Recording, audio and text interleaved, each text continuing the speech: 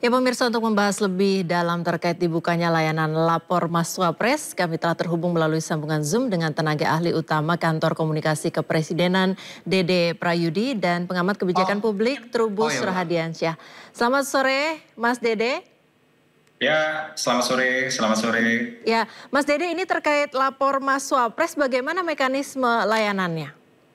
Ya, jadi begini ya, lapor Mas Wapres ini bukan sebuah kebijakan, ya, bukan sebuah program baru, ya, tapi dia memperkuat sebuah program yang sudah existing sebelumnya, yaitu SP4M Lapor atau ya Sistem Pengelolaan Pengaduan Pelayanan Publik Nasional, dan lapornya ini sendiri layanan aspirasi dan pengaduan online rakyat. Dan ini semua bisa diakses sebenarnya di lapor.go.id, ya. Dan apa yang dilakukan oleh Mas Wapres hari ini adalah untuk membuka kanal-kanal di hilir, ya.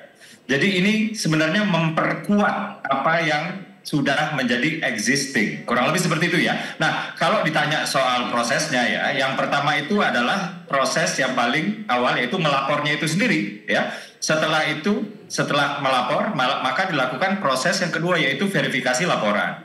Lalu yang ketiga, baru ditindaklanjuti, dan yang keempat, diberikan tanggapan, dan yang kelima, baru laporan tersebut dianggap sudah selesai. Dan ini melibatkan banyak sekali kementerian, ya. Jadi KSP di sini sebagai inisiator sekaligus koordinator. Nah, pertanyaannya kemudian siapa yang dikoordinasikan oleh KSP? Yang pertama adalah Kemenpan RB. Nah, Kemenpan RB di sini berfungsi untuk menindaklanjuti laporan tersebut ke kementerian lembaga negara. Lalu ada juga Kemendagri. Kalau laporan ini berasal dari atau kaitannya dengan kewenangan daerah lah, gitu ya. Nah, ini ditindaklanjuti oleh Kemendagri. Lalu juga ada Komdigi atau sebelumnya disebut Kemkominfo, ya. Ini beliau inilah yang menyediakan ruang-ruang IT ya untuk laporan tersebut. Kurang lebih demikian, Pak.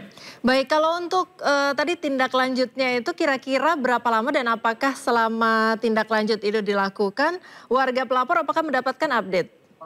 Iya, warga pelapor akan selalu mendapatkan update ya. Jadi satu ya, bukan hanya mendapatkan update, tapi juga dapat kami pastikan bahwa identitas warga pelapor itu dirahasiakan dan keselamatan warga pelapor itu kami jamin. Ya, jadi kepresidenan dalam hal ini menjamin kerahasiaan identitas dan juga keselamatan si pelapor. Jadi kadang-kadang kan mungkin saja laporan ini bersifat sensitif ya, atau yang dilaporkan adalah orang-orang yang memiliki kekuasaan atau power, kekuasaan politik lah, political power gitu ya. Nah, dalam hal ini orang-orang tersebut ya bukan hanya identitasnya kami sembunyikan ya, kami rahasiakan, tapi juga keselamatan sang pelapor itu dapat kami jamin.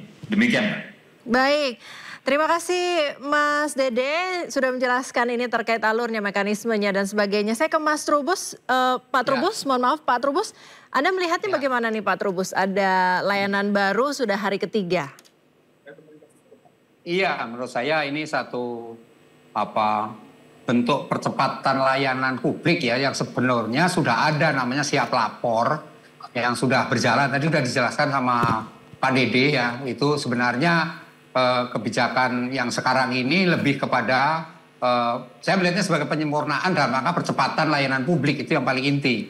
Karena itu yang paling diutamakan di situ adalah nantinya soal ini Mbak, kolaborasi sinergitas antara kementerian lembaga, karena kita sudah punya pengalaman sebelumnya di mana dilaksanakan oleh KSP tapi dalam implementasinya memang tidak optimal. Itu yang kemudian nantinya kita berharap bahwa melalui kanal aduan yang Mas Gibran ini, Mas Wapres, ini bisa Mbak, bisa berjalan secara efektif. Yang kedua adalah bagaimana kemudian selama ini aduan-aduan atau keluh kesah masyarakat lah pasar itu ya, atau aspirasi publik itu banyak istilahnya itu banyak terkendala hal-hal yang tidak hanya persoalan teknis tapi juga persoalan di birokrasi itu sendiri. Karena itu dengan adanya aduan Wapres ini, Mas Wapres ini, Mas Gibran ini, tentu ini nanti seperti jalan tol Mbak, yang kemudian aspirasi itu akan langsung diterima, dan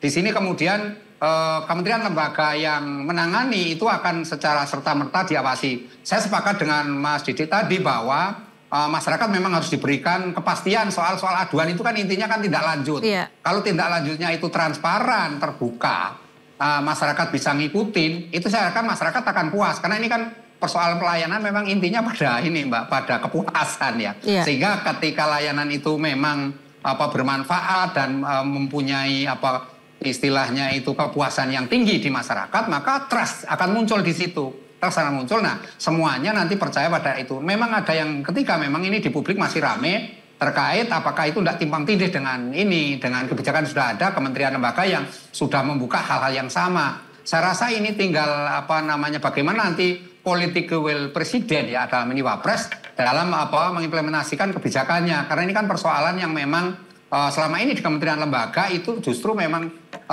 ada sebagian yang efektif, bagian juga tidak efektif Pak gitu, karena repotnya itu kita dihadapkan di daerah. Nah daerah itu ada yang memang secara proaktif dengan masyarakat komunikasinya cukup baik, tetapi ada juga yang aduan-aduan dari masyarakat itu malah Mbak, istilahnya itu dinabubukkan atau dimarginalkan atau disembunyikan. Nah ini yang kemudian seringkali aduan-aduan, apalagi kemudian aduan itu tidak sepaham atau tidak seideologi dengan penguasa daerah, itu seringkali seperti itu. Nah, karena itu dengan adanya aduan Mas Wapres ini nanti akan terselesaikan secara beres. Kalau Mas Wapres, yang penting adalah terakhir menurut saya penting adalah keberlanjutan. Sepanjang keberlanjutan ini ada keberlanjutan, tidak hanya istilahnya hangat-hangat di awal saja, kemudian nanti ini yang penting adalah jangka pendek seperti apa, jangka menengahnya seperti apa, jangka panjang ini terjaga, roadmap-nya jelas, dan isu-isu apa saja yang harus olah nanti harus diselesaikan, itu juga harus dibatasi. Misalnya yang strategis saja dulu, jangan kemudian hal-hal misalnya yang tidak terkait dengan energi misalnya terlalu rumit ya, nanti kemudian dengan Kementerian Energi. Tapi maksud saya hal yang sangat langsung kepada masyarakat, misalnya bansos. Ada banyak masyarakat kita yang sebenarnya penerima bansos, tetapi karena daerah itu sering lalai, sering itu juga mengabaikan, kemudian mereka tidak terima bansos yang harusnya dia terima. Nah, sementara pemerintah pusat dasarnya DTKS, data kesejahteraan sosial, mereka namanya nggak masuk. Nah ini yang seringkali ini saya khawatir mesti aduan itu akan masuk. Ya. Nah ini yang menurut saya perlu segera pemerintah melakukan langkah-langkah cepat agar mereka menerima, dalam arti supaya ada rasa nyaman, rasa terlindungi, dan setidaknya dia ada rasa sejahtera sebagai warga negara Indonesia. Itu intinya itu, Mbak. Ya, Pak Trubus kalau melihat ini efektif? Akan efektif tergantung dari mana sejauh kolaborasi sinergitas antar kementerian lembaga sekaligus daerah, Mbak. Ini memang ini tantangannya berat karena apa? Karena luasnya wilayah Indonesia dan banyaknya kabupaten kota yang ada di Indonesia sendiri, dan ini mempunyai warna sendiri. Nah karena itu saya percaya ini tugasnya Mas Didik dan kawan-kawan untuk mengedukasi mereka dulu supaya mereka itu ada semacam kesepahaman. Sehingga nanti setelah pilkada nanti siapa yang menjadi pemimpinnya kan udah jelas. Nah di situ nanti harus ada semacam duduk bersama, sharing lah ya, bagaimana kemudian supaya efektif di daerahnya masing-masing. Sepanjang itu kemanfaatan jelas dan partisipasi publik itu yang penting lagi, Mbak. Sepanjang partisipasi publiknya ada, entah itu tokoh-tokoh masyarakat, entah itu tokoh agama yang kaitan apa saja, termasuk mungkin komunitas-komunitas Gen Z juga dilibatkan di dalam penyelesaian kasus-kasus itu, otomatis akan cepat, Mbak, akan efektif. Tapi kalau nanti sifatnya elitis terus ya memang agak berat. Yang pengalaman yang dulu cenderung elitis, seolah-olah jadi kesannya seperti proyek tertentu saja. Ya, ini yang nggak boleh. Menurut saya itu, Mbak. Ya baik Pak Trubus, kalau Mas Dede ini kalau melihat tadi visualnya banyak sekali yang mau lapor ke Mas Wapres gitu. Ada kriteria pelaporannya nggak? Karena kalau tidak disaring atau diberikan kriteria khusus akan sangat banyak yang ingin lapor begitu. Betul sekali. Justru karena itulah ya ada sebuah giat yang dinamakan lapor Mas Wapres ya. Karena begini, tadi saya sudah bicara ya tentang ini adalah semacam penambahan kanal untuk input yang baru gitu ya. Nah, kenapa ini diperlukan? Karena begini, sebelumnya itu ya banyak laporan-laporan yang pada akhirnya itu tidak diproses gitu. Dikarenakan 3 hal. Hal yang pertama adalah pelapor tidak memahami teknis pelaporan, karena itu kan via website ya. Jadi banyak masyarakat kelas menengah bawah itu tidak memahami teknis pelaporan. Maka dengan adanya lapor Mas Wapres ini, masyarakat tidak mengenal kelas manapun itu diberikan asistensi. Itu yang pertama ya. Lalu yang kedua ya, laporan-laporan ini harus terkait dengan dua hal. Yang pertama adalah kebijakan publik, yang kedua adalah pelayanan publik. Maka dari itu, di luar kementerian-kementerian yang sudah saya sebutkan tadi, ya, lapor SP4N, lapor ini juga dalam prosesnya itu melibatkan ombudsman.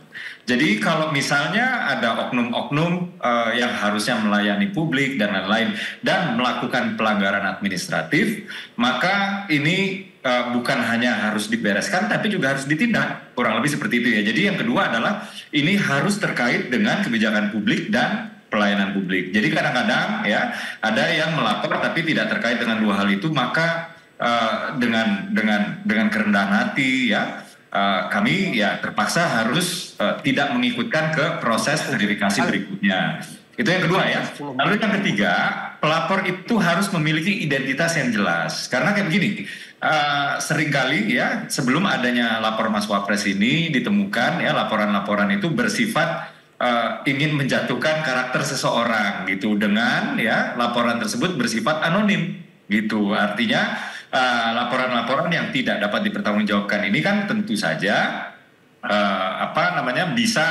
bisa merusak tatanan yang sebenarnya sudah baik menjadi tidak baik hanya karena misalnya kepentingan bisnis, kepentingan politik dan lain-lain. Jadi identitas pelapor ini harus jelas. Tapi seperti yang saya katakan sebelumnya, identitas tersebut tidak akan ya tersebar terutama kepada pihak yang dilaporkan, dan pelapor ya dalam hal ini dijamin keselamatan oleh negara dan ini dijamin langsung oleh institusi kepresidenan. Demikian, Mbak.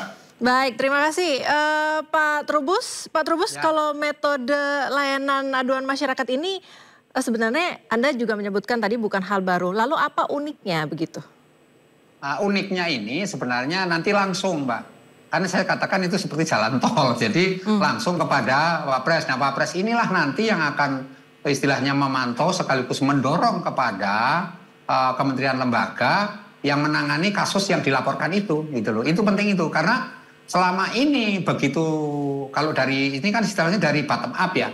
Kalau bottom up itu kan dari bawah langsung kepada kementerian atau lembaga. Taruhlah misal masyarakat melaporkan adanya korupsi di satu instansi misalnya. Itu laporannya ke KPK melalui Dumas. Nah, setelah lapor itu masyarakat tidak ada informasi apakah laporan diproses atau tidak, nggak ada. Nah, sementara untuk mendorongnya masyarakat nggak punya kapasitas. Tetapi nanti dengan adanya melalui jalur Mas Wapres ini, tentu akan KPK akan mau tidak mau bertindak ketika diperintah oleh atasannya, dalam ini kan Wapres ya Presiden. Nah, otomatis KPK akan menyelesaikan kasus yang sudah dilaporkan oleh masyarakat itu. Tetapi memang perlu diingat bahwa laporan masyarakat itu seringkali kan ada dua. Ada laporan yang sifatnya memang disertai bukti-bukti yang kuat. Data-datanya akurat, itu ada. Tapi ada juga masyarakat itu laporannya seperti fenomena saja, Mbak. Ada indikasi lah. Kalau yang namanya fenomena indikasi kan nanti kesannya seperti perasaan gitu kan. Nah, itu harus memang ada tim khusus yang memverifikasi, memvalidasi apakah laporan itu memang bisa ditindaklanjuti atau tidak. Tetapi paling tidak pelapor diberikan kepastian bahwa di situ memang tidak bisa dilanjutkan bukan karena tadi disampaikan seperti Pak Didi tadi, tapi ini ada sesuatu yang memang laporannya itu tidak ada ini semacam dukungan yang memadai lah, kira-kira seperti itu. Ini tidak valid sehingga masyarakat itu rasa puas. Oh ya, berarti saya harus melengkapi lagi dokumennya, atau kalau tidak laporannya perlu diubah dari aspek mana. Karena namanya masyarakat itu ya sekali lagi ada yang pengetahuannya memadai, tapi kan masyarakat kita juga banyak sekali, apalagi soal teknis ya. Masyarakat seringkali kalau kita menggunakan sistem digital ini kan masyarakat kita masih ya literasi digitalnya masih minim lah gitu ya. Ini ya harus memang dari pemerintah pusat, nah terutama sekali masyarakat yang kategori di wilayah di 3T ini yang penting banget, Mbak, karena terluar, terisolasi dan pokoknya masyarakat yang paling ini tertinggal lah kira-kira itu memang butuh semacam advokasi, pembinaan dan pembimbingan yang terus-menerus agar ketika keluhan-keluhan mereka misalnya bansos yang tidak sampai atau mereka tidak bisa diberikan semacam atau pangan yang sulit atau sumber daya alamnya mengalami masalah karena iklim, itu segera cepat ditangani gitu loh Mbak. Jadi karena bisa saja kan panennya mundur karena memang ada El Nino atau apa lah, itu masyarakat segera ditangani sehingga pangannya jangan sampai istilahnya terlambat gitu. Nah bantuan juga obat-obatan jangan sampai juga terlambat. Ini kan hal-hal yang menurut saya memang dibutuhkan oleh masyarakat. Jadi dalam hal ini untuk wilayah 3T itu harus perhatiannya khusus. Yang terakhir menurut saya masyarakat yang kategori selama ini Mbak mengadukan tapi itu kritis-kritis itu. Kan ada masalah kritis-kritis ya kesannya jadi kayak mengadu domba gitu. Apalagi berbau-bau politik, berbau kepentingan ekonomi atau bisnis lah tadi disebutnya. Ini yang memang agak harus hati-hati pemerintah. Karena apa? Karena jangan sampai kemudian hadirnya pemerintah malah menimbulkan satu kegaduhan. Atau bahasa kerennya terjadi semacam kegemparan, itu kan tidak boleh. Nah, jadi harus ada penyelesaian yang betul-betul ini. Tapi sepanjang laporan itu memang ditindaklanjuti dan memberikan manfaat dan informasinya jelas, terbuka, ini kan persoalan tata kelola ya. Itu penting Mbak, tata kelolanya harus betul-betul transparan. Itu aja menurut saya penting itu Mbak. Ya. Terima kasih Mas Dede, Pak Trubus sudah bergabung bersama kami di Dialog Sindo sore hari ini. Semoga layanan lapor Mas Wapres ini bisa berguna dan menyelesaikan masalah masyarakat. Amin.